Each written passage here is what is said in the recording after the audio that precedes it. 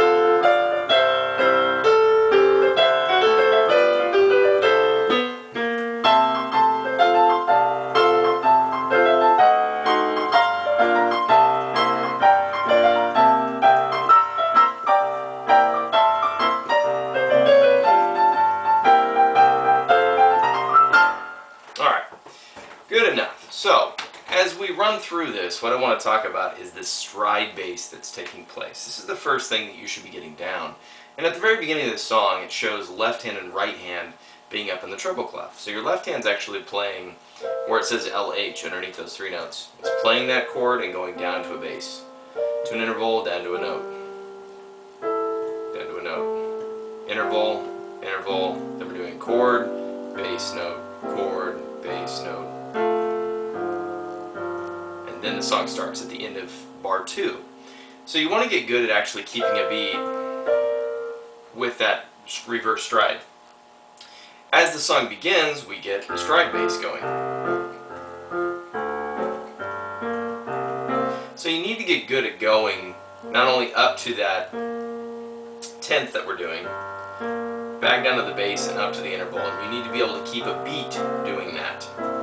So that's what I would recommend getting down first, is your left hand, keeping a beat. Then obviously you need to get your right hand down and with a beat as well. So let's go back to the intro. We're starting off with the 16th note to a dotted 8th. So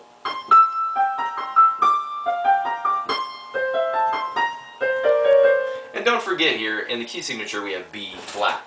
So you're going to run across quite a few of those, not just in the right but the left hand. We've got triplets involved as well. So when you see the 16th to a dotted 8th, it's just like playing the long, short, long swing beat. And that's what it says at the top. It says moderately dotted 8th to a 16th. So it's just basically telling you to swing the beat. So as we're playing,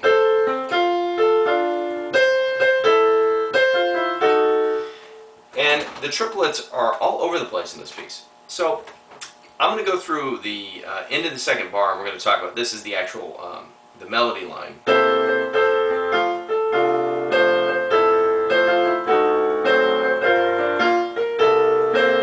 So you can hear the long, short, long, short, long, long, short, long. And then we've got these triplets in there. A lot of people play these wrong. If you look at the second measure of the third bar, it sounds like this. You'll notice that we start off with the quarter note in the bass and in the right hand. And the next set is a triplet, but it's confusing for a lot of people because they see that half note on C there and they think they're supposed to hold that and then kick in these two notes somehow, and that's not the case. This is basically going to be played with the triplet, so it's triple lit, basically like that, but you keep that down. So we got a lot of those triplets. Here's another one, triple lit.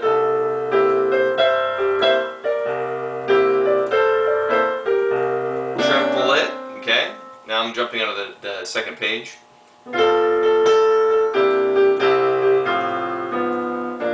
Now we're jumping up an octave higher, and if you look at this, we're doing a 10th. If you can't reach the 10th, just play the 5th. That's going to be fine. Triple lit. If you can't play the 10th, play the bass F. Triple lit. I'm just slowing it down here. Triple lit.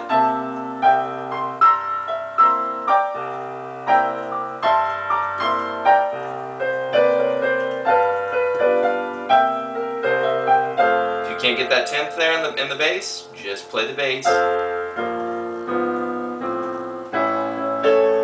the fingering on this one is basically like that, and we're just breaking it up.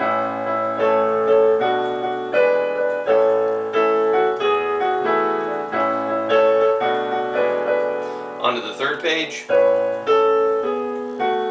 Another 10th, just play the bottom if you can't reach it.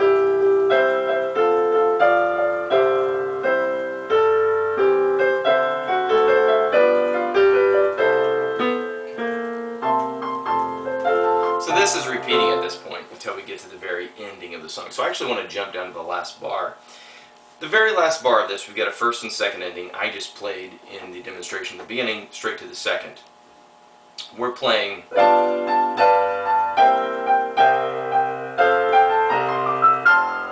so sped up. Try to drop off the pedal at the ending because we're finishing with the staccato. It's just going to be a sudden boop, done. Okay. A lot of times people are holding the pedal here. It's